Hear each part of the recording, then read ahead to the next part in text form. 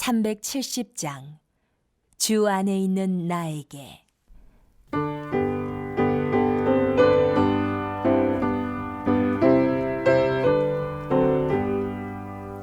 주 안에 있는 나에게 난 근심이 있으랴. 십자가 밑에 나아가 내 짐을 풀었네. 주님을 찬송하면서 할렐루야 할렐루야.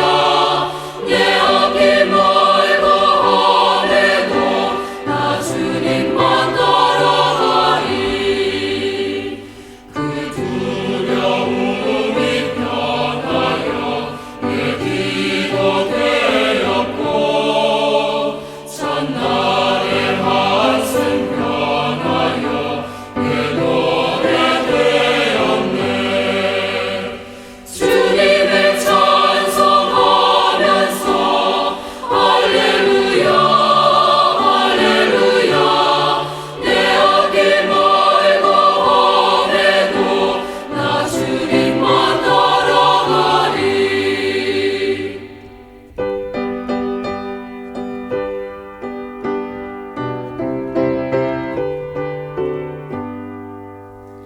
내 주는 자비하셔서 늘 함께 계시고, 내 궁핍함을 아시고 늘 채워주시네. 주님을 찬송하면서 할렐루야 할렐루야. 내 앞길 멀고 나 주님만 따라가리. 내 주와 맺은 언약은 영불변하시니, 그 나라 가기까지는 늘 보호하시네. 주님을 찬송하면서 할렐루야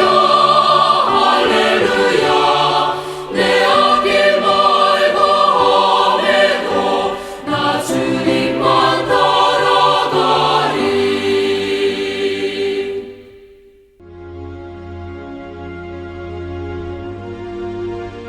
여호와께서 이와 같이 말씀하시기를 너희는 정의를 지키며 의를 행하라. 이는 나의 구원이 가까이 왔고 나의 공의가 나타날 것임이라 하셨도다. 안식일을 지켜 더럽히지 아니하며 그의 손을 금하여 모든 악을 행하지 아니하여야 하나니, 이와 같이 하는 사람, 이와 같이 굳게 잡는 사람은 복이 있느니라. 여호와께 연합한 이방인은 말하기를 여호와께서 나를 그의 백성 중에서 반드시 갈라내시리라 하지 말며, 고자도 말하기를 나는 마른 나무라 하지 말라. 여호와께서 이와 같이 말씀하시기를 나의 안식일을 지키며 내가 기뻐하는 일을 선택하며 나의 언약을 굳게 잡는 고자들에게는 내가 내 집에서 내 성 안에서 아들이나 딸보다 나은 기념물과 이름을 그들에게 주며 영원한 이름을 주어 끊어지지 아니하게 할 것이며, 또 여호와와 연합하여 그를 섬기며 여호와 이름을 사랑하며 그의 종이 되며 안식일을 지켜 더럽히지 아니하며 나의 언약을 굳게 지키는 이방인마다 내가 곧 그들을 나의 성산으로 인도하여 기도하는 내 집에서 그들을 기쁘게 할 것이며, 그들의 번제와 희생을 나의 제단에서 기꺼이 받게 되리니, 이는 내 집은 만민이 기도하는 집이라 일컬음이 될 것임이라. 이스라엘의 쫓겨난 자를 모으시는 주 여호와가 말하노니, 내가 이미 모은 백성 외에 또 모아 그에게 속하게 하리라 하셨느니라. 들의 모든 짐승들아, 숲 가운데의 모든 짐승들아, 와서 먹으라.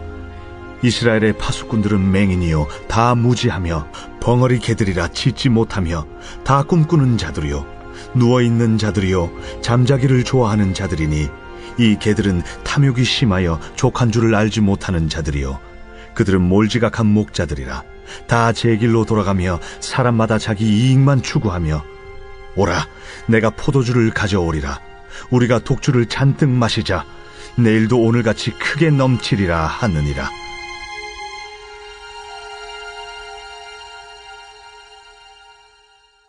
전장에서 이사야 선지자는 하나님의 구원 초청에 대한 언급을 하면서 이 구원의 무조건성과 이 구원 초청을 받아들이는 결단의 중요성을 강조했습니다.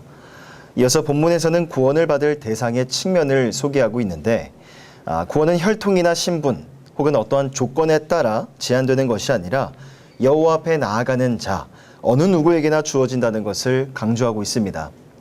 먼저 3절을 보면 이사야 선지자는 율법에 있어서 여호와의 회중에 들지 못할 자들로 규정해 놓은 대표적인 두 부류를 언급하고 있습니다. 그 대상은 바로 이방인과 고자인데 특히나 이방인들은 과거 이스라엘 백성들에 의해서 부정한 개와 같은 취급을 역사적으로 받아왔죠. 하지만 이사야 선지자는 56장의 말씀 가운데 그러한 편견들을 완전히 깨뜨려 버리는 것입니다. 즉 장차 임할 메시아 시대에는 구원에 있어서 이방인이든 이스라엘 백성들이든 어떠한 차별도 없이 오직 여호와를 경외하는 자는 누구든지 하나님의 백성이 되어서 구원에 이르게 될 것을 예언하고 있는 것입니다. 그리고 그런 하나님의 약속은 당시 이스라엘 백성들에게는 상당히 충격적인 것이 아닐 수가 없었는데 그 예언의 성취는 훗날 사도들의 이방 선교 사역을 통해서 오늘날까지 이르고 있습니다. 또한 모세의 율법에 따르면 이방인 외에 고자들 역시도 부정한 자로 취급이 되어 총회에 참석할 수가 없는 존재들이었습니다. 하지만 본문은 그들 역시 하나님의 백성으로 편입될 것을 선포하고 있죠. 이것은 곧 메시아 왕국에 있어서 하나님의 백성의 기준은 무엇인가? 결코 겉으로 나타나는 외모에 있지 않다는 것을 보여주고 있는 것입니다. 다만 오직 하나님을 경외하는 그 마음의 자세를 지니고 있는가? 그렇지 않은가? 그것이 참된 하나님의 백성됨의 기준이 되는 것이죠. 4절의 말씀은 3절에 대한 부연 설명입니다. 즉 고자들도 하나님의 백성이 될 수 있는 어떠한 조건들을 제시하고 있는데 그 조건을 한마디로 요약하면 하나님을 경외하고 그의 계명을 기쁘게 지키는 것입니다. 그리고 그 조건은 비단 고자들에게만 해당되는 조건이 아니라 모든 사람에게 똑같이 적용이 되는 결코 어렵지 않은 조건이 되는 것이죠. 이어지는 5절을 보면요. 내가 내 집에서 내 성 안에서 아들이나 딸보다 나은 기념물과 이름을 그들에게 주어 영원한 이름을 주어 끊어지지 아니하게 할 것이며 라고 말씀합니다. 사실 이미 생식기관이 마비되어 버린 망가져 버린 그런 고자들에게 있어서 그들이 자녀를 얻을 수 있다는 것은요. 기적과도 같은 일이었습니다. 하지만 본문의 말씀을 보면 이보다 더 큰 축복을 그들에게 주시겠다라고 약속하고 있죠. 그 약속은 바로 그들이 하나님의 백성들의 영역 안에 편입이 되는 것입니다. 즉 하나님의 나라의 상속자로 영원히 기록될 것이고 하나님 나라의 생명책에 기록이 되어 영원한 영생을 누리게 된다라는 약속이죠. 5절에서 내 집이라고 하면 하나님의 성전 즉 오늘날의 교회를 의미합니다. 본래 율법상 이방인이나 고자는 하나님의 성전에 들어갈 수가 없었습니다. 하지만 5절에서도 그들도 장차 교회 공동체의 일원이 되어 하나님을 예배하는 거룩한 자들의 반열에 오를 것을 시사해 주고 있는 것이죠. 또한 5절에서 내 성이라고 하는 것도 하나님의 통치와 다스림이 미치는 영역을 상징합니다. 즉 하나님을 경외하는 자는 누구나 하나님의 통치와 다스림을 받을 것이고 그로부터 오는 은혜를 공급받게 된다는 것이죠. 앞서 4절에서는 신체적으로 부정한 이 고자들에 대한 구원의 조건을 제시했다면 이제 6절에서는 민족적으로 부정한 이방인들에 대한 구원의 조건을 설명하고 있습니다. 6절입니다. 또 여호와와 연합하여 그를 섬기며 여호와의 이름을 사랑하며 그의 종이 되며 안식일을 지켜 더럽히지 아니하며 나의 언약을 굳게 지키는 이방인마다. 자, 율법에 따르면 이방인들도 고자와 마찬가지로 그가 단지 이방인이라는 이 사실 하나만으로도 하나님의 백성이 될 수가 없었습니다. 그러나 고자의 경우와 마찬가지로 그들이 하나님께 대한 믿음을 가지고 그 믿음대로 행한다면 그들도 동일한 구원을 소유할 수가 있다는 것이죠. 결국 6절에서 제시된 이방인에 대한 구원의 조건이나 4절에서 이미 제시된 이 고자들에 대한 구원의 조건은 전혀 차이가 없는 것이고 그러므로 구원은 모든 사람에게 동일한 조건하에 적용이 된다는 것을 가르쳐주고 있는 것입니다. 계속해서 7절의 말씀을 보면 이처럼 편견이 없는 구원의 놀라운 은혜가 이제는 하나님의 성전에 빗대어 소개되고 있습니다. 7절입니다. 내가 곧 그들을 나의 성산으로 인도하여 기도하는 내 집에서 그들을 기쁘게 할 것이며 그들의 번제와 희생을 나의 제단에서 기꺼이 받게 되리니 이는 내 집은 만민이 기도하는 집이라 일컬음이 될 것임이라. 하나님의 백성이 된 이방인들에게도 유대인들과 똑같은 제사의 특권이 부여될 것을 선언하고 있는 말씀입니다. 하지만 이것은 문자적으로 바라보았을 때 이방인들도 희생 제사를 드릴 수 있다는 것을 의미하지는 않습니다. 단지 구원에 있어서 민족적인 어떤 차별이 사라진다는 것을 재차 강조하고 있는 것뿐이죠. 즉 번제와 희생이라는 것은 어떻게 보면 이스라엘 백성들에게만 주어진 특권이었습니다. 하지만 7절의 말씀은 그러한 특권과 우월성이 사라지게 된다는 것, 아무런 의미가 없어지게 된다는 것을 시사해주고 있는 겁니다. 실제로 예수님 당시에도 이방인들이 성전의 번제단까지는 갈 수가 없었다는 것을 감안해 보았을 때 7절의 말씀은요, 당시 매우 획기적인 것이 아닐 수가 없었습니다. 특별히 예수님 시대보다 훨씬 더 이전에 이사야 선지자가 이러한 예언을 선포할 수 있었다는 것은 분명 성령의 감동하심에 의한 것이라고 밖에는 볼 수가 없죠. 한편 7절에서 내 집이 만민이 기도하는 집이라 라는 말씀은요, 이미 과거 솔로몬 당시 성전 봉헌을 할 때에 솔로몬의 기도에서 암시된 말이기도 하고 예수님 시대 훗날 성전 전화 사건 때 인용하신 말씀이기도 합니다. 결국 하나님의 성전은 무엇인가를 생각해 볼 수 있습니다. 결국 구원받은 모든 민족들이 어떠한 차별도 없이 어떠한 편견도 없이 모두가 함께 모여서 하나님께 예배하는 곳, 하나님께 기도를 올려드리는 곳이 바로 하나님의 거룩한 성전인 것이죠. 결국 이 말씀은 열방의 모든 민족들이 하나님께 구원을 받게 된다는 것을 의미합니다. 또 그들이 함께 모여서 교회 공동체를 이루게 된다는 것을 의미하고 장차 종말의 때에 모든 민족이 한자리에 모여 하나님을 찬양하게 될 것을 궁극적으로 지향하고 있는 것이죠. 그러므로 오늘 우리가 함께 모여서 예배하는 이 자리, 이 시간은요, 그렇게 중요한 의미를 담고 있는 것입니다.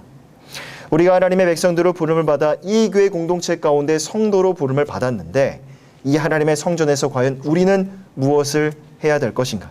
그것은 바로 기도라는 것. 다른 어떤 것보다 가장 중요한 기도라는 것을 오늘 본문의 말씀이 우리에게 가르쳐주고 있는 것입니다. 또한 하나님의 성전에서 함께 모여드리는 예배가 그렇게 귀하다라는 것을 우리는 묵상할 수 있습니다. 물론 혼자서 말씀을 보고 혼자서 기도한다라는 거 왜 불가능한 일이겠습니까? 더군다나 최근에 코로나 시대에 들어서면서 혼자서 말씀을 보고 혼자서 기도하고 혼자서 예배하는 것이 어느 순간부터인가 굉장히 익숙해져 가기도 합니다. 하지만 코로나 시대가 지나가고 다시 우리의 일상을 회복하면서 왜 우리는 다시 하나님의 성전에 모여서 예배해야 되는가? 바로 우리의 예배는 장차 저 하나님의 나라, 저 천국에서 드리는 그날의 잔치와 그날의 예배를 예표하고 있기 때문입니다. 장차 우리가 훗날 저 하나님 나라에 나아가 구원받은 모든 자들이 다 함께 모여서 그곳에서 올려드리는 예배 가운데 얼마나 큰 기쁨과 감격과 그리고 환희와 영광이 그곳에 있겠습니까? 그러므로 오늘 우리가 지금 이곳에서 함께 모여서 드리는 이 예배는 바로 훗날 우리가 경험하게 될 그날의 기쁨과 그날의 감격과 그날의 환희와 그날의 영광을 미리 맛보고 경험할 수 있는 매우 특별한 시간이 되는 것입니다.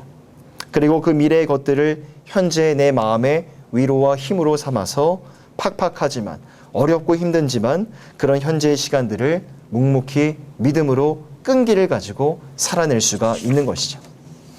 그러므로 사랑하는 성도 여러분, 이제 2021년 하반기가 되면 우리의 소중했던 일상도 조금씩 다시 회복할 것입니다. 그리고 많이 위축되었던 우리 교회 사역도 우리의 예배도 다시 이전과 같은 모습으로 회복의 수순을 밟게 나아가게 될 것입니다.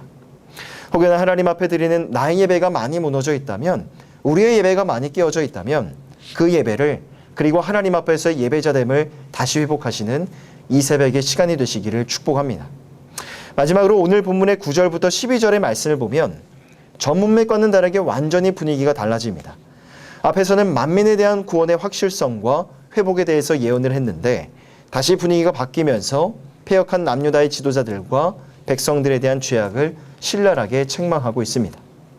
물론 이러한 문맥상의 변화가 너무나 갑작스럽기도 하고 또 앞에 문맥과 단절된 것 같은 느낌을 주기도 합니다. 하지만 여기에서는 이사야 선지자의 어떤 특별한 의도가 담겨져 있다고 볼 수 있죠. 즉 하나님의 나라, 이 천국권의 잔치에 들어가기 위해서 필요한 것은 무엇인가? 그것은 바로 언제나 자신의 연약함과 죄악을 인정하고 날마다 주님 앞에 회개해야 된다는 것. 구원받은 자라면, 구원받은 백성이라면 거기에 걸맞는 거룩하고 성결한 모습을 언제나 지니고 있어야 된다는 것을 이사야 선지자가 우리에게 교훈해주고 있는 것입니다. 하나님께서 저와 여러분들을 예수님을 통하여 영원한 생명의 길 가운데 불러주셨고 저 하나님의 나라를 기업으로 약속해 주셨습니다. 그리고 죄와 사망의 구물에서 우리를 완전히 완벽하게 건져주셨죠. 그래서 우리는 그렇게 구원받은 백성들로 이 나그네 길을, 이 세상 길을 살아가고 있습니다.